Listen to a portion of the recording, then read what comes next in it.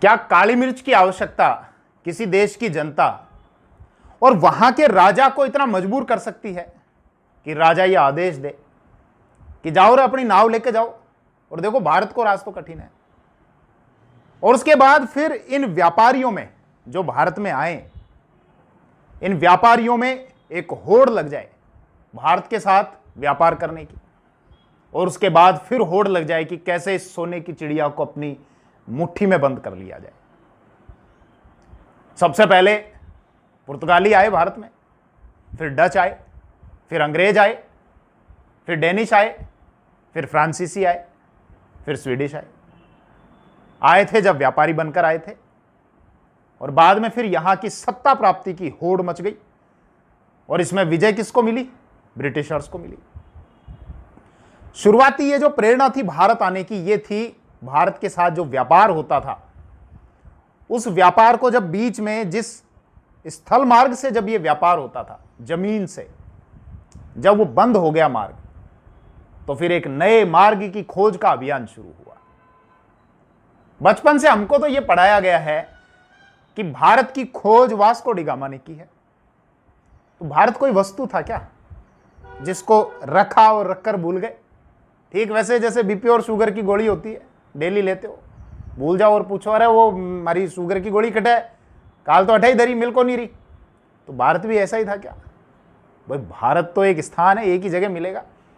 तो दरअसल हमको जो पढ़ाया गया ना कि भारत की खोज वास्को डी गामा ने की, वो गलत है। वो इस तरीके से पढ़ाया जाना था कि भारत के लिए समुद्री मार्ग की जो खोज है यूरोप से, और भारत के समुद्री मार्ग की खोज ये वास्को डी गामा ने की। विषय को थोड़ा और आगे बढ़ाते हैं।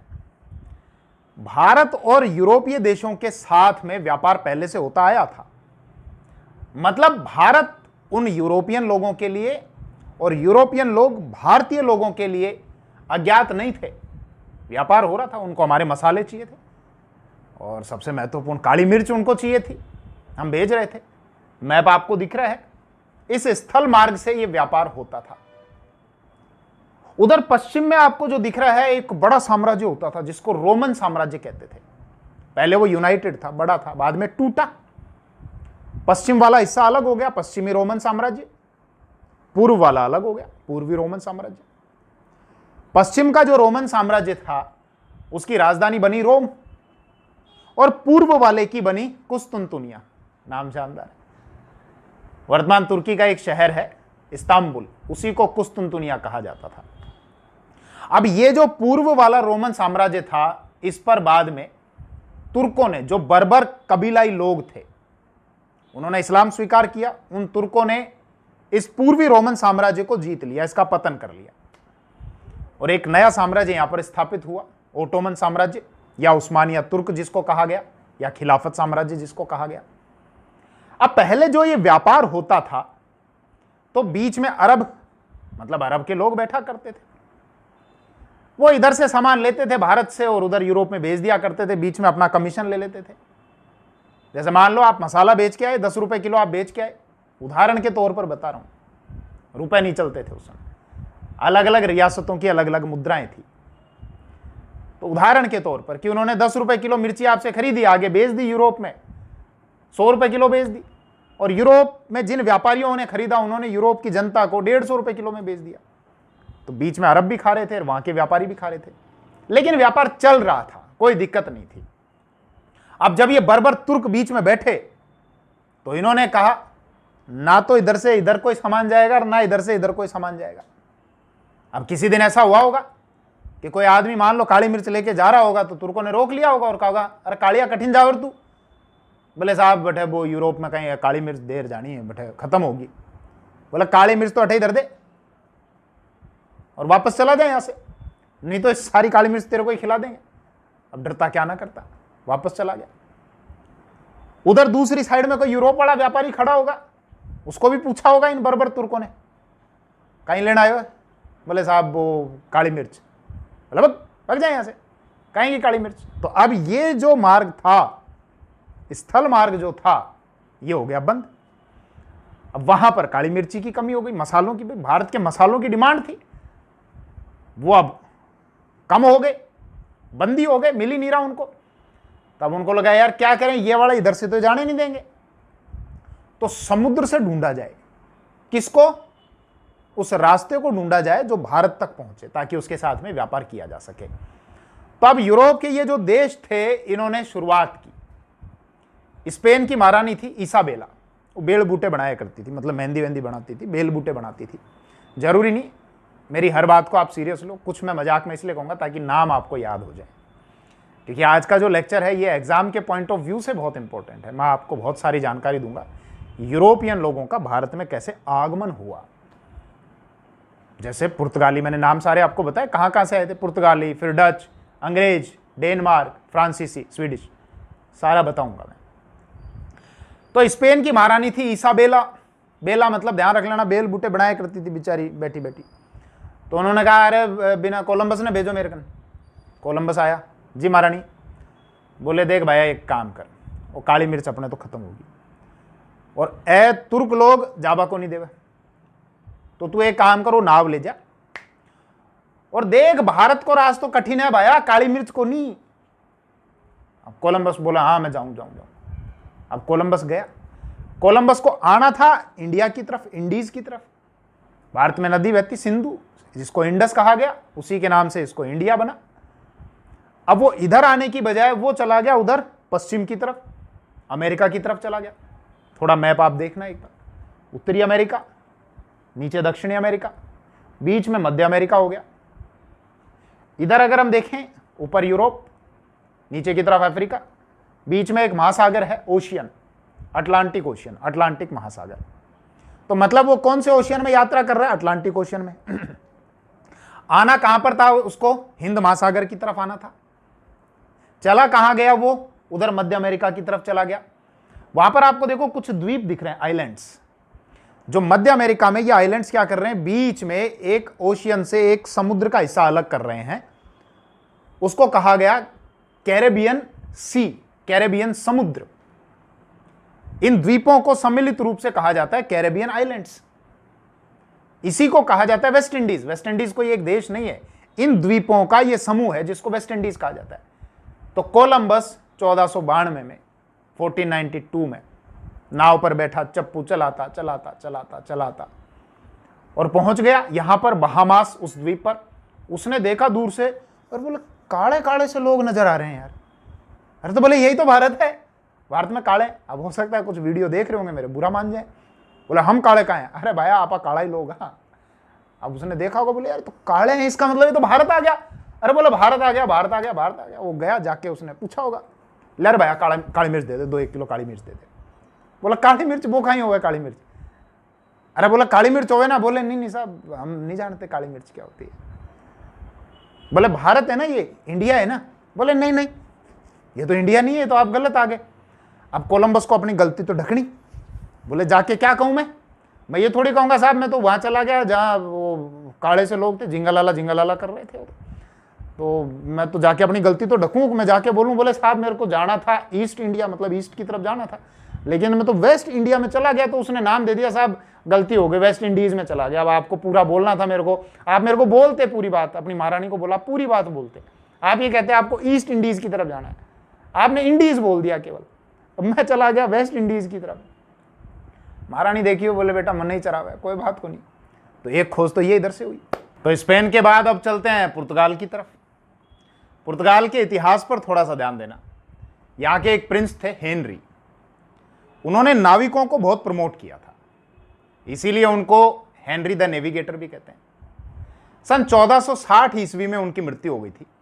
पुर्तगाल के शासक थे जॉन फर्स्ट, जो 1385 से और 1433 ईस्वी तक शासक थे। उनके चौथे बालक थे ये, मतलब चौथे बेटे थे हेनरी। तो हेनरी ने जो नाविकों को प्रमोट करने का काम शुरू किया था, आगे बनने वाले जो शासक थे, ये राजा नहीं बने थे, हेनरी प्रिंस थे, लेकिन आगे जो बनने वाले राजा थे पुर्तगाल के, उन्होंने नाविकों को प्रमोट करना जारी रखा। तो एक किंग थे जॉन सेकंड। जॉन सेकंड ने अब क्या किया, तो जैसे स्पेन वाले तो फेल हो ही गए थे, कोलंबस ने नाक कटा दी, जाना था ईस्ट इंडीज, इंडिया की तरफ, चला गया वेस्ट इंडीज में। तो भैया पुर्तगाल के राजा जॉन सेकंड ने बार्थोलोम्यू डियाज को बुलाया। अब नाम ऐसा है तो है, क्या करें, याद रखना, बार्थोलोम्यू डियाज, इसको बुलाया। बोले रे भाया अठीना देख, वो कोलंबस तो नाक कटा दी बाकी स्पेन आड़ा की, तू नाक मत कटा दे, नाव ले जा और इंडीज में जानो है। अब वो जाने लगा तो बोला अरे रुक रुक रुक, पूरी बात सुन के जा, नहीं तो फिर तू भी उसकी तरह बोलेगा कि आपने इंडीज बोल दिया, आप ईस्ट इंडीज बोलते, मैं वेस्ट इंडीज में चला गया। पूरी बात सुन के जा, तेरे को इंडिया की तरफ जाना है, ईस्ट इंडीज वाले एरिया में तेरे को जाना है। बोलो हो साहब मैं चल जाऊं, कोई दिक्कत को नहीं, निश्चिंत रहो थे। तो अब वो चला, अपनी नाव चलाता चलाता चलाता, कौन, बार्थोलोम्यू डियाज। 1487 ईस्वी में अफ्रीका का दक्षिण में जो एक टिप पॉइंट है जिसको केप ऑफ गुड होप कहा जाता है, आशा अंतरी, मतलब एक बिंदु जहां से आपकी उम्मीद जागे, जहां से आपकी आशा जागे। आशा मतलब कोई सोई हुई आशा नहीं, कोई महिला नहीं, होप, वो जागे कि हाँ साहब यहां से अब भारत को ढूंढा जा सकता है। जब वो वहां पर पहुंचा तो वहां उसने देखा कि कुछ भारतीय व्यापारी हैं यहां पर। अब भारतीय व्यापारी हैं तो भारत से आए हैं व्यापार करने के लिए। अरे बोले इनकी आंगली पकड़ लो और इनकी आंगली पकड़ के भारत तक चले जाओ। उसने पूछ लिया, बोले साहब भारत से? बोले हाँ हाँ भारत से। चलना है क्या? बोले हाँ चलना तो है, पर मैं नहीं जाऊंगा, मेरे को थोड़ा सा काम है अपने देश में, मैं भेजूंगा किसी को, वो आपके साथ में जाएगा। बोले हाँ हाँ भेज देना, ज़्यादा टिकट नहीं लेंगे, थोड़ी 5-10 रुपये लेंगे, 5-10 रुपये में हम उसको पहुंचा देंगे। वो गया वापस बार्थोलोम्यू डियाज, कहाँ से? केप ऑफ गुड होप से। केप ऑफ गुड होप की खोज कब की? 1487 ईस्वी में। किसने भेजा था? जॉन सेकंड ने भेजा था। जॉन सेकंड कब से कब तक रहे थे? तो 1495 ईस्वी तक वो शासक रहे थे। मतलब जब बार्थोलोम्यू डियाज को भेजा था तो उस समय जॉन सेकंड पुर्तगाल के शासक थे। अब बार्थोलोम्यू डियाज वापस पहुंचा, जाके बोले साहब मैं ढूंढ लाया। बोले ला तो काली मिर्च। बोले काली मिर्च कौन लाया? मैं तो राज तो ढूंढ लाया हूं। बोले तू गया नहीं भारत में? बोले नहीं भारत नहीं गया, लेकिन मैं ऐसी जगह ढूंढ कर लाया हूं जहां पर आप किसी भी आदमी को भेज दो, वहां पे आपको भारत के व्यापारी मिल जाएंगे और वो सीधे भारत लेके जाएंगे। बोलते तू ही चले जाते हो यार। बोले साहब मन थोड़ा सा काम है, इन भेज दो ना वास्को डिगामा ने, उठाली पड़े बैठे, कहीं कौन कर रहे हो? बोले ठीक। अब वास्को डिगामा को भेजते तो इतने में जॉन सेकंड जो राजा थे वो तो मर लिए, अगले राजा बने मैनुअल फर्स्ट। तो ये ध्यान रखना, किस पुर्तगाली शासक के शासनकाल में वास्को डिगामा भारत में आए थे, तो उस समय पुर्तगाल के शासक थे मैनुअल फर्स्ट। 1495 से और 1521 ईस्वी तक वो शासक रहे थे। ठीक है, वास्को डिगामा को भेजा गया। Vasco da Gama Cape of Good Hope आया। वहां से एक व्यापारी थे भारत के, जो वर्तमान भारत का गुजरात है वहां के व्यापारी थे, जिनका नाम था अब्दुल मजीद मिले। बोले आजर भैया बाहर चलना कहीं? बोले हाँ। कितना रुपया लाग सी? वास्को डिगामा ने पूछा। 5 रुपया, आजा। अभी 5 रुपये से मेरे को ध्यान आया, पहले जयपुर से सीकर की तरफ जिप्सी चला करती थी, जीपें, पीछे उनमें लिखा होता था 5 रुपये में जयपुर या ऊपर। अभी तो 4 लेन की रोड है, पहले सिंगल लेन की रोड हुआ करती थी, और वो जिप्सी वाले भगाते थे, बहुत तेज भगाते थे। इतना तेज भगाते थे कि या तो आपको जयपुर पहुंचा देंगे या आपको ऊपर पहुंचा देंगे, रुपए 5 ही लगेंगे, इसलिए लिखा होता था पीछे 5 रुपये में जयपुर या ऊपर। तो वास्को डिगामा बैठ गया, उसके साथ में आया गुजरात का जो व्यापारी था अब्दुल मजीद, बैठ के आ गया, भारत पहुंच गया। और भारत में वो पहुंचा कालीकट के तट पर, जो वर्तमान में केरला में आता है। वहां के राजा का टाइटल था जमोरिन। जमोरिन राजा का नाम नहीं है, उपाधि थी। जैसे मेवाड़ के शासक महाराणा लगाते थे ना, अलग अलग शासक जो उपाधियां लगाया करते थे। दिल्ली में कभी वो सुल्तान हुआ करते थे, फिर जो मुगल शासक थे वो बादशाह लगाया करते थे। इसी तरीके से जमोरिन जो है वो कालीकट के शासक की उपाधि हुआ करती थी। तो वहां पर पहुंचा, किसी ने बताया, बोल सब गोरा आदमी आया, गोरा आदमी। अरे बोलो गोरा आदमी, आजा भाई आजा, गले लाग जा तू तो। अब वास्को डिगामा का स्वागत किया, बढ़िया स्वागत किया जमोरिन ने। वास्को डिगामा पहली बार पहुंचा था कालीकट के तट पर, मतलब भारत में 1498 ईस्वी में। कुछ फैक्ट्स और ध्यान रखना। दूसरी बार आया था 1501 ईस्वी में। तीसरी बार आया था 1524 ईस्वी में। 3 बार वो भारत में आया, और 1524 ईस्वी में भारत में रहते हुए कोचीन में उसकी मृत्यु हो गई थी। 1524 ईस्वी में ही वास्को डिगामा को पुर्तगाल की ओर से भारत में गवर्नर नियुक्त किया गया था, वायसराय उसको नियुक्त किया गया था, और उसकी मृत्यु हो गई थी यहीं पर। पहला व्यक्ति तो सबको ध्यान है कि वास्को डिगामा आया था भारत में, दूसरा पुर्तगाली अगर आपसे पूछा जाए कि वो दूसरा पुर्तगाली कौन है जो भारत में आया था, पुर्तगाली यात्री, तो आप उत्तर देंगे अल्वारेज डी कैब्राल। दूसरा आया था अल्वारेज डी कैब्राल, वो आया था 1500 ईस्वी में।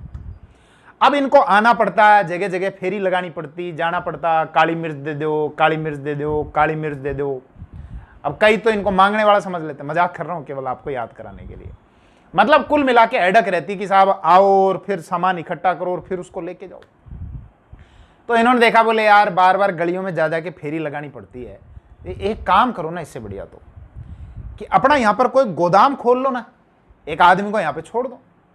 अब वो गोदाम रहेगा तो सामान इकट्ठा कर लेगा, गोदाम में पड़ा रहेगा सामान, और जैसे अपन जहाज लेके आएंगे तो गोदाम से सामान उठाया, जहाज में डाला और अपन लेके पुर्तगाल। बोले क्या फायदा? अरे बोले बावड़े समय की बचत होगी। बोले हाँ बात तो ठीक है। तो फिर एक गोदाम बना लेते हैं। उस गोदाम को ये लोग कहते थे फैक्ट्री। फैक्ट्री का मतलब वहां कुछ मैन्युफैक्चरिंग नहीं की जाती थी। उस समय की फैक्ट्री का मतलब होता था गोदाम, स्टोर हाउस। तो भारत में पहली पुर्तगाली जो फैक्ट्री खोली गई थी 1503 ईस्वी में कोचीन में खोली गई थी, वहीं उसी कोचीन में जहां पर आगे चलकर 1524 ईस्वी में वास्को डी गामा की मृत्यु हो गई थी। और ध्यान रखना, वास्को डी गामा ने भारत से व्यापार करने में 60 गुना मुनाफा कमाया था। पहले तो अरबों के थ्रू किया करते थे, बाद में सीधे ही वो करने लग गए। कहने का मतलब यह है कि मान लो अगर वास्को डी गामा यहां पर आया और 10 रुपए की काली मिर्च खरीदी तो 60 गुना का मतलब 600 रुपए में ले जाकर उसको पुर्तगाल में उन्होंने बेचा, तो 60 गुना मुनाफा कमाया। वापस विषय पर आओ। फैक्ट्री खुल गई, मतलब स्टोर हाउस खुल गया, 1503 में खुल गया, कोचीन में खुल गया। अब पुर्तगाल का जहाज आता, वो स्टोर हाउस से सामान उठाते और उसमें डालते और पुर्तगाल में अपने ले जाते। इनको और दिक्कतों का सामना करना पड़ा। भाई नए नए ये व्यापारी आए थे, पहले से यहां भारत में अरबों ने अपनी जड़ें जमा रखी थी। जो अरब के जो व्यापारी थे, भारत के साथ जो व्यापार कर रहे थे, उन्होंने अपनी जड़ें जमा रखी थी। अब एक व्यापारी ये थोड़ी चाहेगा कि उसकी जेब कटे, उसके पेट पर कोई दूसरा लात मारे। तो उन्होंने यहाँ के जो स्थानीय व्यापारी थे अरबों ने, उनको भड़काना शुरू किया। अरे बोले बेकार हैं, विश्वास मत करना इन पे, बहुत बेकार लोग हैं। तो अरबों के विरोध के कारण एक तो इनको दिक्कत हुई यहां पे व्यापार करने में, दूसरा उनकी अरब लोगों की यहां लाइजनिंग थी, राजे रजवाड़ों से होती थी, जमींदारों से होती थी। तो कभी इन लोगों को उठा के जबरदस्ती जेल में पटक दिया जाता, बोले पटक ही नहीं जेल में डाल ही नहीं। तो इनको लगा, बोले यार ऐसा कोई आदमी होना चाहिए जो पॉलिटिकल मामले भी देखे। कहीं किसी को पकड़ लिया है पुलिस वाले ने, कोई जागीरदार किसी को तंग कर रहा है, तो राजा से, जागीरदार से, पुलिस वालों से बात करने के लिए कोई ऐसा आदमी तो हो, कोई बुद्धिमान आदमी तो हो। बोले हाँ यार, तो एक आदमी नियुक्त कर दो, उसको गवर्नर बोल दो। तो पहला इन्होंने जो गवर्नर नियुक्त किया था वो 1505 में नियुक्त किया था अल्मेडा, फ्रांसिस्को डी अल्मेडा। पेड़ा खाया करता था इसीलिए नाम पड़ गया अल्मेडा। 1505 ईस्वी में, 1505 से और 1509 ईस्वी में, तो वो इनका पहला गवर्नर था। लेकिन वो केवल नाम मात्र का गवर्नर रहा। आगे 1509 ईस्वी में इन्होंने एक गवर्नर नियुक्त किया जिसको भारत में पुर्तगाली साम्राज्य का वास्तविक संस्थापक कहा जाता है। दूसरा गवर्नर और भारत में पुर्तगाली साम्राज्य का वास्तविक संस्थापक अल्फांसो डी अल्बकुर्क। अल्फांसो डी अल्बकुर्क, क्यों? उसने विस्तार किया होगा इनका। जैसे 1510 ईस्वी में अल्फांसो डी अल्बकुर्क ने गोवा पर अधिकार कर लिया था। बीजापुर के जो शासक थे उनको आदिल शाह कहा जाता था। उस समय शासक थे यूसुफ आदिल शाह। यूसुफ आदिल शाह से इन्होंने गोवा छीन लिया था 1510 ईस्वी में। किसने? अल्फांसो डी अल्बकुर्क ने।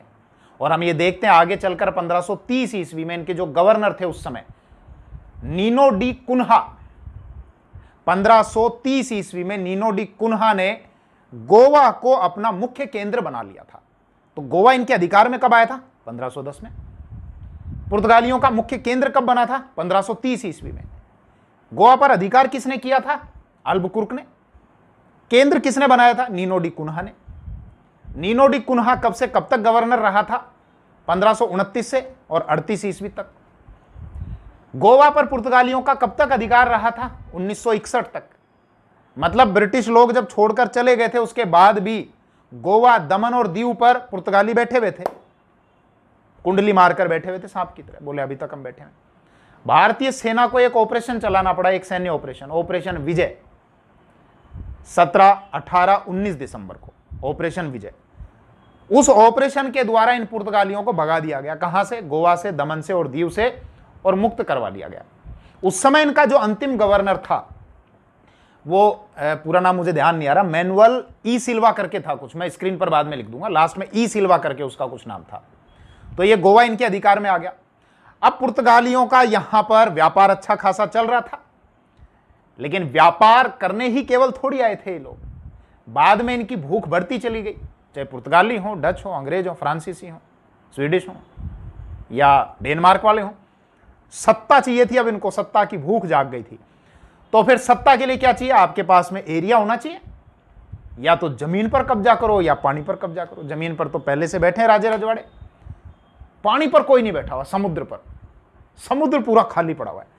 तो इन्होंने अरब सागर पर अपना अधिकार कर लिया कि भैया अरब सागर पर हमारी मोनोपोली है, अगर आपको जाना है ना वहां पर तो हमसे टिकट ले। उसको कहते थे कार्ड्स। इस पॉलिसी को क्या कहते थे? Blue water policy. आपसे पूछा जाएगा ब्लू वाटर पॉलिसी किसने चलाई? पुर्तगालियों ने। टिकट देते थे, परमिशन देते थे जाने की, उसको क्या कहते थे? कार्ड्स कहते थे। किसको लेनी पड़ती थी? सबको। मुगल बादशाह अकबर को भी लेनी पड़ी थी।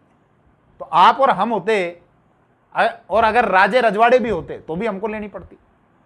अब वो कार्ड जो टिकट दी जाती थी ना, वो आपकी सिक्योरिटी की गारंटी भी होती थी कि आपके पास में टिकट है। अब आप जब व्यापार करने के लिए जाओगे तो इनका एक जहाज आपके साथ में जाएगा, उस जहाज में इनकी सेना भी रहेगी कि रास्ते में अगर कहीं पर समुद्री लुटेरे अगर आ गए तो समुद्री लुटेरों से ये आपकी रक्षा करेंगे। बस सीधी सी बात है, आपसे पैसा ले रहे हैं, आपको टिकट दे रहे हैं, तो रेस्पॉन्सिबिलिटी भी इनकी, तो आपकी रक्षा करेंगे। उसको कहा गया अरमाडा सिस्टम, अरमाडा पद्धति। हरमाडा मत करना, हरमाडा अलग है, अरमाडा। तो 3 शब्द ध्यान रखना, क्या? ब्लू वाटर पॉलिसी, कार्ड्स और अरमाडा पद्धति। लेकिन हम ये देखते हैं कि पुर्तगाली जो है ये आगे चलकर जो अंग्रेज आए थे उनकी तुलना में ज्यादा सफल नहीं हुए भारत में। ऐसा क्यों है? एक तो रीजन मैंने आपको बताया कि अगर कोई बड़ा पेड़ उगा हुआ है तो बड़े पेड़ के नीचे छोटा पेड़ आसानी से नहीं पनपता। अरब व्यापारी पहले से थे, एस्टेब्लिश थे। अब आपको अगर ग्रो करना है तो कुछ ना कुछ तो काट निकालनी पड़ेगी, लेकिन अरब व्यापारियों ने स्थानीय व्यापारियों को भड़काया। एक रीजन तो ये। दूसरा क्या था? इनकी जो रिलीजियस पॉलिसी थी, धार्मिक जो नीति थी, वो ठीक नहीं थी। हमने हमेशा उस व्यक्ति का या उन राजे रजवाड़ों का या उन व्यक्तियों का या उन समूहों का हमेशा विरोध किया है जिन्होंने धार्मिक नीतियों में या हमारे धर्म के मामले में हस्तक्षेप करना शुरू किया। आपको पता 1556 ईस्वी में पुर्तगालियों ने गोवा में प्रिंटिंग प्रेस लगा दी थी। 1556 ईस्वी में बाइबल छापनी शुरू कर दी थी, मतलब ईसाई धर्म का प्रचार प्रसार करना शुरू कर दिया था। इसके अलावा पुर्तगाल के जो यहां पर व्यापारी थे या जो सैनिक थे, जो लोग थे, वो पुरुष यहां की महिलाओं को शादी करने के लिए बाध्य करते थे। तो ये धार्मिक नीति पसंद नहीं थी लोगों को, महिलाओं को बाध्य किया जाता था शादी करने के लिए। इसके अलावा अरबों ने भी इनका विरोध कर दिया था। फिर दूसरा एक रीजन और, मान लो आपके पास में पेट भरने का कोई ऑप्शन नहीं है, कोई साधन नहीं है, और आपके सामने लक्ष्य एक है, तो आप पूरा मन लगाकर उसकी तैयारी करोगे क्योंकि आपके पास में कोई विकल्प नहीं है। आप तनाव में भी भले ही आ जाओगे कि यार मेरे पास और कोई ऑप्शन नहीं है, लेकिन आपके पास में पहले से बैकअप है, अच्छा खासा एस्टेब्लिश है, तो दूसरे ऑप्शन को हो सकता है शायद आप इतना सीरियस ना लो कि यार बैकअप है, टेंशन की क्या बात है, कोई बात नहीं, इधर से पूर्ति नहीं होगी तो इधर से हो जाएगी। इनका ब्राजील पर भी अधिकार था पुर्तगालियों का, और ब्राजील की जो गोल्ड माइंस थी, सोने की खानें, इनके कब्जे में थी। भाई आज भी ब्राजील पर पुर्तगाल का हम प्रभाव देखते हैं। वहां की तो राष्ट्रीय भाषा, नेशनल जो लैंग्वेज है वो पोर्चुगीज है, पुर्तगाली भाषा है। तो उधर से सोना आ रहा है ना, उधर से गोल्ड आ रहा है, तो वहां से इनकी इधर की क्षतिपूर्ति हो जाया करती थी। तो एक रीजन ये भी हमको समझ में आता है। पुर्तगालियों ने हमको दिया क्या, ये भी क्वेश्चन आपसे पूछा जाएगा। तो एक मैं आपको एक जोक सुनाता हूं, उससे ध्यान रह जाएगा आपको। 2 आदमी थे, अमेरिका में मिले, एक बस में बैठे हुए थे, सफर कर रहे थे। दोनों एक दूसरे की तरफ देख रहे थे, बोले यार लग तो इंडियन ही रहा है, पर पहले इंग्लिश में बात कर रहे। इंग्लिश में बात करते करते पूछ लिया, आर यू इंडियन? बोले हाँ मैं तो इंडियन हूं। फिर हिंदी में बात करने लग गए, अरे यार हमारे ये हमारे वो, और फिर बात करते करते आया राजस्थान से है क्या, बोले हाँ, अरे भाई डाल रहे मिराज कार्ड, मिराज जानते हैं, मिराज है तंबाकू। आप राजस्थान में जाएंगे, हो सकता है राजस्थान से बाहर पता नहीं मिराज है कि नहीं बिकती है कि नहीं बिकती, मैं तंबाकू नहीं खाता हूं, लेकिन ये बड़ा प्रसिद्ध जोक है कि मिराज कूटा करते हैं, मिराज तंबाकू खाते हैं। तो ये तंबाकू जो कूट रहे हो ये पुर्तगालियों ने सिखाई है। मक्का और तंबाकू की खेती ये ब्राजील से सीख कर आए थे और हमको भी सिखा दी। आलू इनकी देन है भारत में, लाल मिर्च इनकी देन है भारत में। लाल मिर्च नहीं होती थी अपने, काली मिर्च होती थी, ये ध्यान रखना। कुछ शब्द जो आप रोजमर्रा की जिंदगी में काम में लेते हो वो भी पुर्तगाली हैं, जैसे चाबी, गाड़ी की चाबी कटे है, वो चाबी जो शब्द है ना वो पुर्तगाली है। गमला ये भी पुर्तगाली शब्द है। तो बहुत कुछ दिया है। ये आए थे तो बड़े बड़े जहाजों का निर्माण शुरू हुआ, मतलब पहले तो हम जमीन तक सीमित थे, अब हमको समुद्र में उतरना था, समुद्र में उतरने के लिए जहाज चाहिए, तो जहाज निर्माण का कार्य सीखा हमने, पुर्तगालियों से सीखा। इसके अलावा आर्किटेक्चर में भी एक गोथिक शैली होती है, पतली लंबी इस तरीके से मीनार होती है, उस पर बारीक सजावट होती है, उसको गोथिक शैली कहा जाता है, वो भी पुर्तगालियों की देन है। एक चीज और, एजुकेशन सिस्टम में भी इनके जो पोप हुआ करते थे, पादरी हुआ करते थे, उनके नाम का प्रभाव हम देखते हैं, जैसे Saint Anselm school, Saint Xavier school.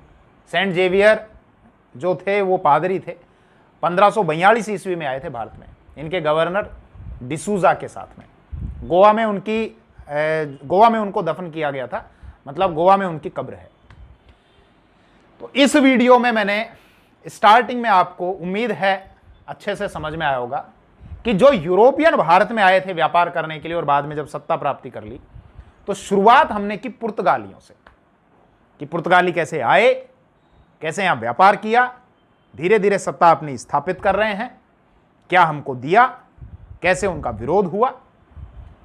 आगे डच के बारे में भी पढ़ेंगे, अंग्रेज के बारे में भी पढ़ेंगे, डेनमार्क के बारे में भी पढ़ेंगे, फ्रांसीसी के बारे में भी पढ़ेंगे, स्वीडिश के बारे में भी पढ़ेंगे, और लास्ट में देखेंगे कि केवल एक ही राजा अंग्रेज, क्यों, दिमाग से खेले, इसलिए वो राजा बन गए। चलिए इस वीडियो में इतना, थैंक यू, जय हिंद।